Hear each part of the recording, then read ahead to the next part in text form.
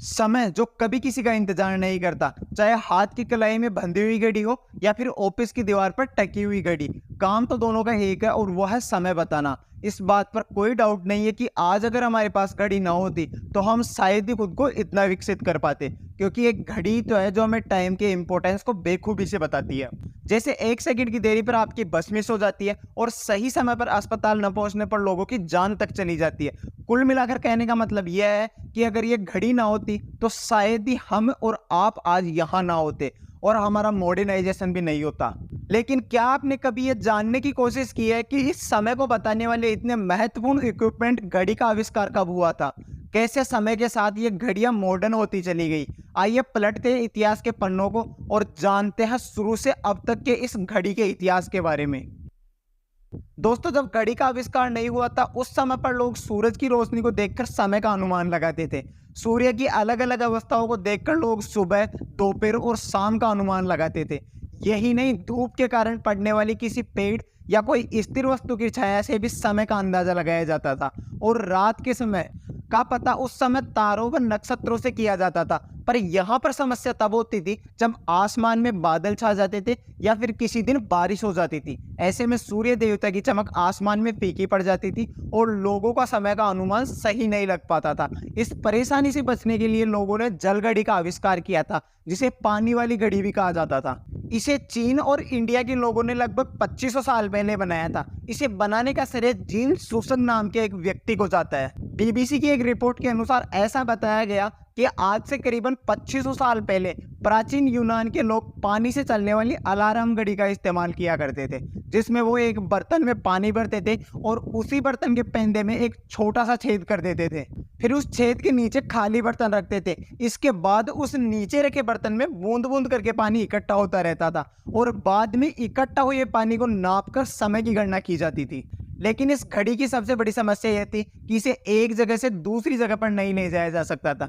ऐसे में इन्वेंटर्स को पोर्टेबल वॉच बनाने के बारे में विचार आने लगा, जिसे लोग एक जगह से दूसरी जगह बड़ी आसानी से ले जा सके और समय भी बड़ी आसानी से देख सके। इस विचार को हकीकत में बदलने के लिए कुछ समय बाद पानी की जगह रेत का इस्तेमाल करके घड़ी बनाई जाने लगी, जिसमें कांच के जार को 2 भागों में पार्टीशन करके उसके दोनों भागों में रेत भर दी जाती थी और फिर जब एक हिस्से से दूसरे हिस्से में रेत आहिस्ता आहिस्ता गिराई जाती थी और इससे समय का अनुमान लगाया जाता था। इस इक्विपमेंट को आर ग्लास के नाम से जाना जाता था, जिसका सबसे बड़ा एडवांटेज ये था कि इसे आसानी से एक जगह से दूसरी जगह पर ले जाया जा सकता था। 15वीं शताब्दी के आसपास आर ग्लास का इस्तेमाल मुख्य रूप से समुद्री जहाज में किया जाता था।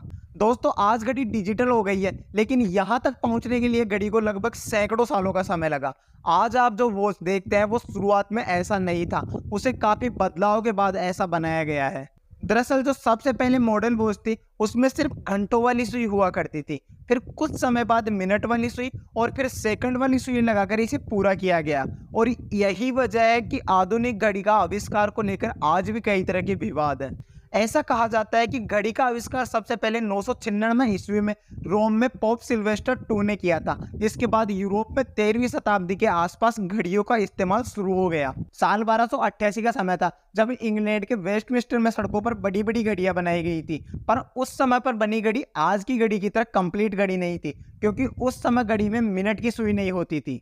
मिनट वाली सुई 1577 में बनकर तैयार हुई थी। पर इससे बहुत पहले 1505 ईस्वी में जर्मनी के ट्विटर हैरियन ने क्लॉक वॉच का आविष्कार कर दिया था। यह एक ऐसी घड़ी थी जिसे लोग अपने साथ लेकर घूम सकते थे। साथ ही साथ ये घड़ी बिल्कुल सटीक समय बताती थी। और आपको ये जानकर खुशी होगी कि आज भी इस घड़ी को काफी अच्छे तरीके से संभाल कर रखा गया है।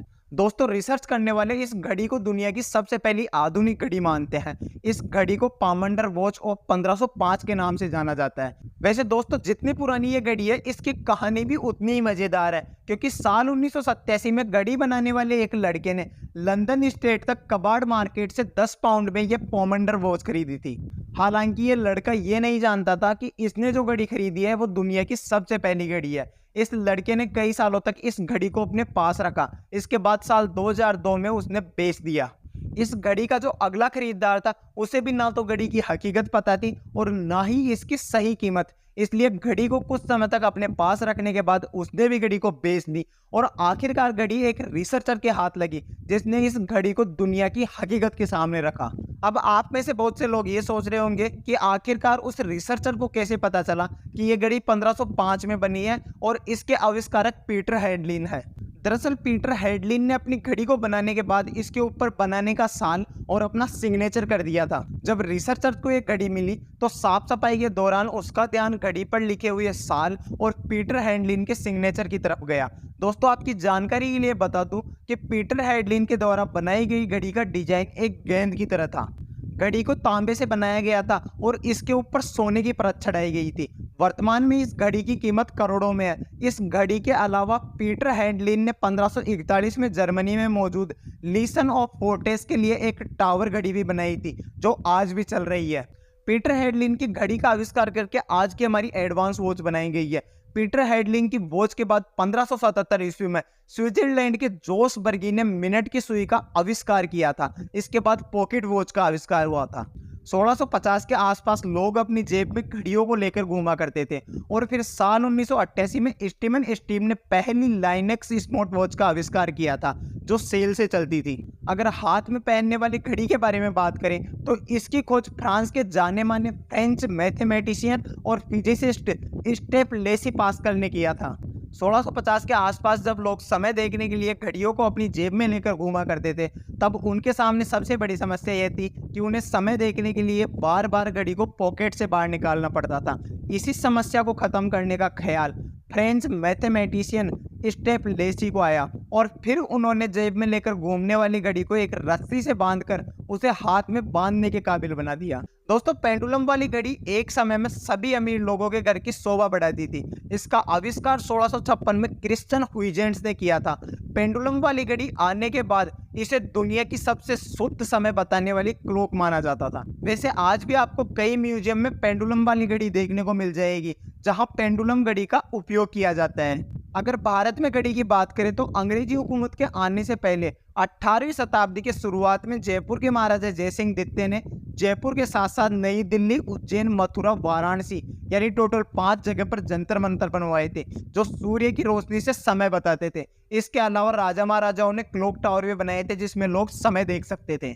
तो दोस्तों उम्मीद करता हूं आपको ये वीडियो देखकर घड़ी की जर्नी के बारे में समझ में आ गई होगी। अगर वीडियो अच्छी लगी हो तो लाइक करके अपने फ्रेंड्स के साथ शेयर कर दीजिए ताकि उन्हें भी इस घड़ी की हिस्ट्री के बारे में पता चल सके।